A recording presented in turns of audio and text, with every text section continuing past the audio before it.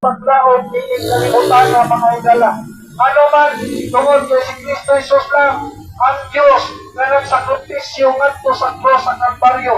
Ug dito iyang gihulang iyang dugo sa krus sa Kalbaryo aron sa pagbayad sa atong mga sala, aron sa pagpasaylo sa atong mga sala, aron sa paghugas sa atong mga sala, ug aron sa pagtubos sa atong mga sala.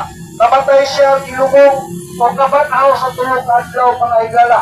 Mga higala, kung ikaw nakasabot karon sa mensahe sa tanang magwawali mga higala, kasi Kristo Jesus lang ang makaluwas na nato mga higala ngadto sa iyang gingharian mga higala igsoon.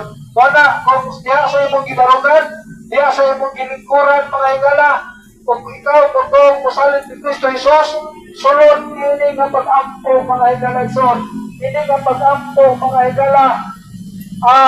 Diya lamang kuni, diya kaninyo, sa diya nga ikaw nakasabot sa mensahe karong kahapon doon mga higala. Kasi Kristo Jesus lang ang makaluwas mga higala.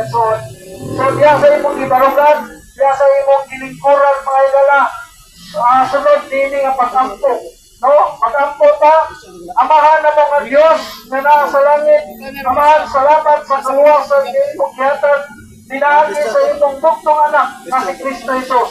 Ginoong Jesus, pasayloa ako sa tanan akong mga sala.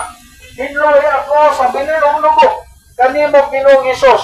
Ikaw na ang akong Diyos o manluluwas. Suot sa akong kasing-kasing o sa akong kinabuhi. Salamat sa kaluwasan Ginoong Jesus. Kining tanan akong giampo kanimo gisalig o gipangayong pasaylo sa ngalan ni Kristo Jesus na akong Diyos o manluluwas. Amen. Mga higala, kung ikaw misulod nihatong usa sa pag-ampo mga higala igsoon, nagingon diha sa Juan 1:12, apan sa kadaghan na bidawat pagay siya kahok nga mahimong anak sa Diyos. Sa diha mga higala, nga ikaw bidawat ni Kristo Jesus mga higala igsoon, na imong Diyos o manluluwas, gitagaan ng kahok nga mahimong anak sa Diyos mga higala. Human nga ikaw nito bidawat sa atong buhay ng Diyos kasi Kristo Jesus mga higala.